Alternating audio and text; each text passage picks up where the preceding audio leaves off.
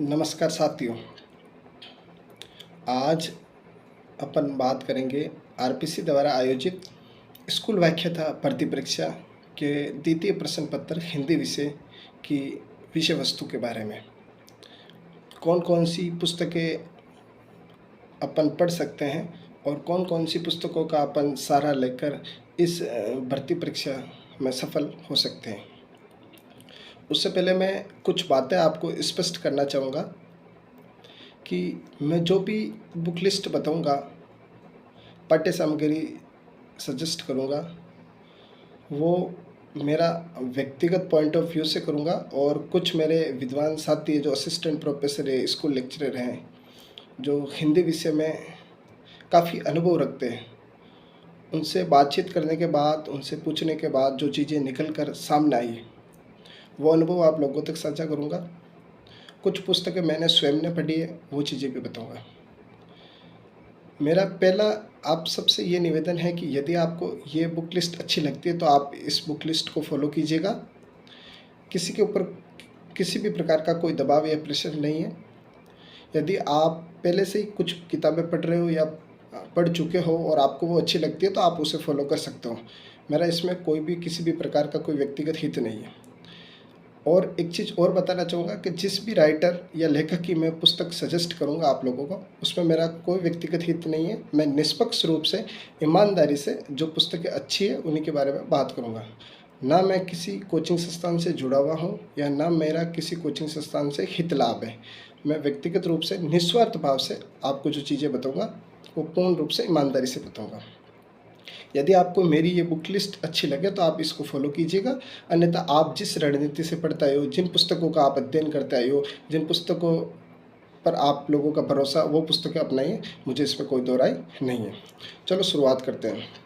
सबसे पहले साथियों, स्कूल व्याख्याता हिंदी विषय कि यदि हम पाठ्यक्रम देखेंगे तो पाठ्यक्रम के अंतर्गत सबसे पहला जो पोर्शन आता है वो आता है हिंदी व्याकरण का। उच्च माध्यमिक स्तर की व्याकरण पूछी जाती है। तो जब व्याकरण की बात करें तो एक जब नया विद्यार्थी तैयारी करता है, हालांकि आप स्कूल व्याख्याता की जो बंदा तैयारी करता है वो कहीं ना कहीं शुरू से पहले पढ़ता आया और व्याकरण की उसकी बेसिक समझ बन रखी है। लेकिन मित्रों, सबसे पहले एक पुस्तक है जिसे आप सभी परिचित हैं, सब जानते होंगे, नवीन हिंदी व्याकरण। यह पुस्तक सोमनदान चारण द्वारा लिखी गई है और ये आरबीसी बोर्ड, माध्यमिक शिक्षा बोर्ड की प्रमाणित पुस्तक है। तो आप उसका सहारा लेकर सबसे पहले अपने जो बेसिक है व्याकरण वो तैयार कीजिए। ये पुस्तक मेरे पास में भी यहाँ मौजूद है, मैं आपको दिखाना चाहूँगा। इसका मुख्य प्रश्न इस प्रकार से, ये जो पुस्तक है हिंदी नवीन व्याकरण, ठीक है। तो ये पुस्तक है, इसके ऊपर का क्या मैंने कवर लगा रखा। साथ ही ये पुस्तक मैं खुद 12वीं क्लास में अध्ययन कर रहा था, उस समय मेरी स्वयं की, आज भी मैं उस पुस्तक को कई बार पढ़ चुका और अभी भी पढ़ता हूँ। तो इस पुस्तक का आप अध्ययन करेंगे तो जो प्रारूप लेखन और जो पत्र व्यवहार वाला भाग है, विज्ञप्ति, निविदा वगैरह, वो भी इसमें है। और जो व्याकरण के जो अपन टॉपिक लग रहे हैं स्कूल लेक्चरर भर्ती में, वो भी इसमें अच्छे से क्लियर हो जाएंगे। आप लोग इस पुस्तक को जरूर पढ़िएगा, क्योंकि अभी लेटेस्ट में डिप्टी जेलर का पेपर हुआ था। 80% हूबहू इस पुस्तक से प्रश्न पत्र बनाया गया और विद प्रूफ इस चीज़ का, इसका मैं विद प्रूफ आपको दे सकता हूँ।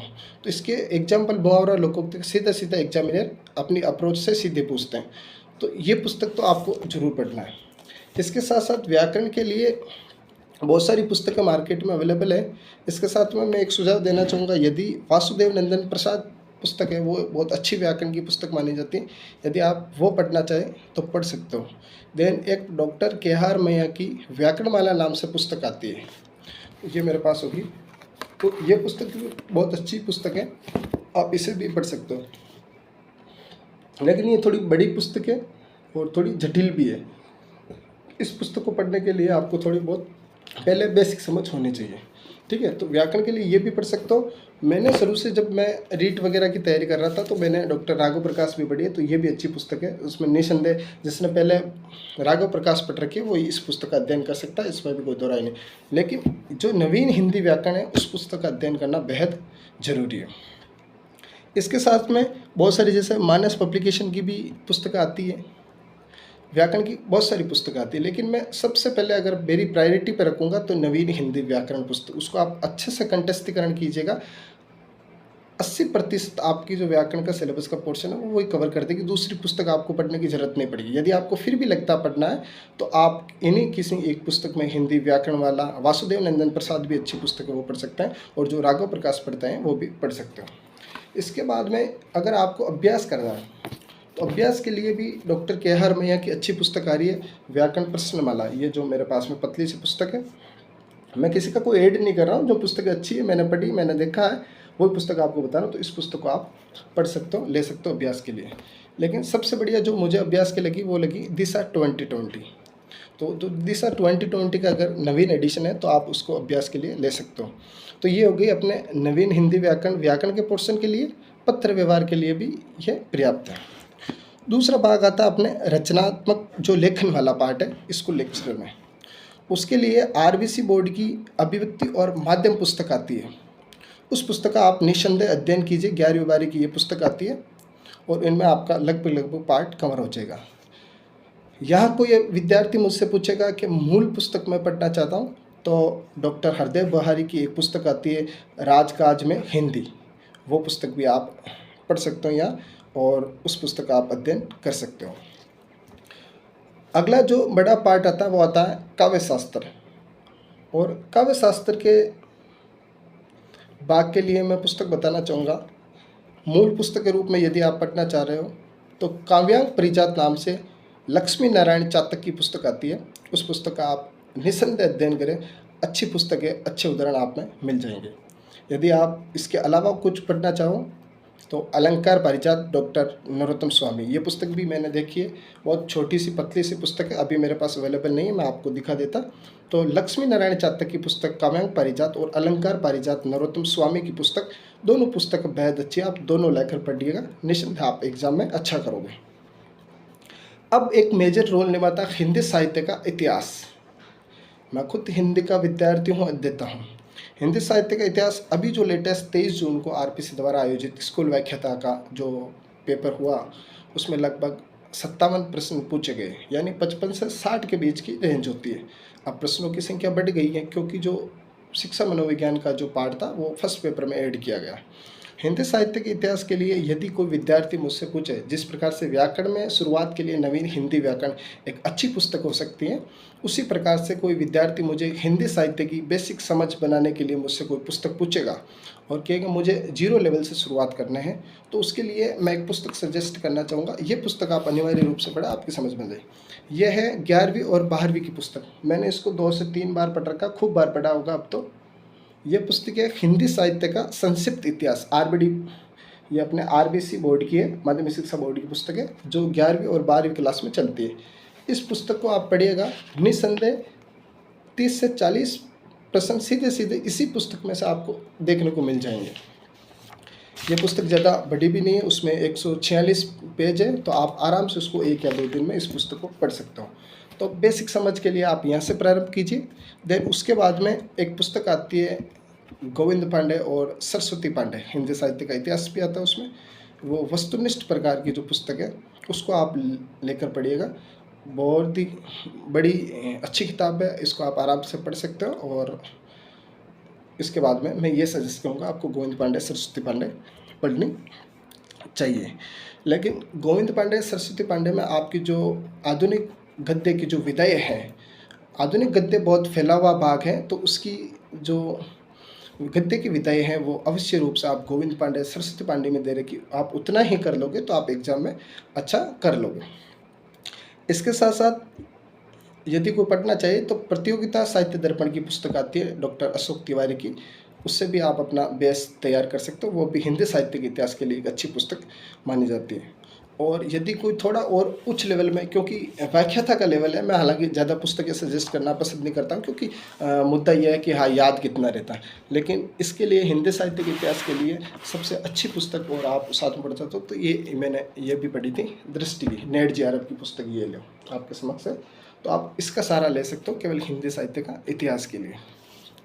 तो हिंदी साहित्य के इतिहास के लिए सबसे पहले हिंदी साहित्य का संक्षिप्त इतिहास 11वीं 12वीं बोर्ड की पुस्तक उससे शुरुआत करेंगे। देन गोविंद पांडे पढ़ना, गोविंद पांडे और ये संक्षिप्त इतिहास वाली 200% पढ़नी है। फिर आप प्रतियोगिता साहित्य का सहारा ले सकते हो, और वर्तमान परिदृश्य में देखें तो आप दृष्टि IAS भी अच्छा कर रही है, तो उसकी नेट JRF की पुस्तक है, उसका आप सहारा लेकर हिंदी साहित्य का जो इतिहास है वो आप तैयार कर सकते हो। साथ ही मित्रों, एक प्रश्न आता है कि आचार्य रामचंद्र शुक्ल को अपन पीछे छोड़ नहीं सकते हैं। बहुत सारे कथन सीधे सीधे परीक्षाओं में अपन को देखने को मिलते हैं आचार्य रामचंद्र शुक्ल के। यदि आप शुक्ल का इतिहास पढ़ना चाहोगे, हालांकि शुक्ल जी ने अपनी जो आलोचनात्मक दृष्टि है उसको छायावाद तक रखा, उसके बाद में शुक्ल जी का आलोचनात्मक कोई भी दृष्टिकोण नहीं मिलता, उसके बाद में शुक्ल जी चल बसे। तो ऐसा है कि आचार्य रामचंद्र शुक्ल यदि कोई पढ़ना चाहता है, हालांकि थोड़ी भाषा क्लिष्ट है, लेकिन वो शुक्ल पढ़ सकता है। और यदि कोई और भी इच्छुक बंदा है तो डॉक्टर नगेंद्र संपादित इतिहासकार है, वो भी आप पढ़ सकते हो। लेकिन मूल रूप से सरस्वती पांडे, गोविंद पांडे संक्षिप्त इतिहास 11वीं 12वीं वाली पुस्तक और ये दृष्टि वाली पढ़ोगे तो आपका काम हो जाएगा। यदि आपको कुछ और एक्स्ट्रा पढ़ना है तो नगेंद्र या शुक्ल जी में आप किसी एक पुस्तक का चयन करके आप आराम से पढ़ सकते हो। अब बात आती है स्नातकोत्तर का जो काव्य शास्त्र है, उसमें पाश्चात्य काव्य शास्त्र के भी लॉन्जानेस, अरस्तु, प्लेटो और फ्राइड ये है, और उसके साथ साथ काव्य हेतु, काव्य गुण, ये वाला जो पोर्शन है स्कूल व्याख्याता के लिए। तो इसकी मूल पुस्तक की बात करूँ तो यदि किसी ने भगीरथ मिश्र और सत्यदेव चौधरी, मूल पुस्तक है, प्रमाणित पुस्तक है, यदि आप वो पहले किसी ने पढ़ रखी है तो आप वो पर्याप्त पुस्तक है, आप उसका अध्ययन कर सकते हो। या आपको नहीं पढ़नी है तो भागीरथ मिश्र और सत्यदेव चौधरी जो अच्छी पुस्तक है, रेफरेंस पुस्तक है, आप उसका सहारा ले सकते हो। देन पाश्चात्य काव्य शास्त्र के लिए सबसे अच्छी किताब मुझे लगी वो है देवेंद्र नाथ शर्मा की पुस्तक। वैसे आप पाश्चात्य काव्य शास्त्र के जो अपने सिलेबस में, पाठ्यक्रम में जो टॉपिक लिख रखे हैं वो आप अच्छे से पढ़ सकते हो।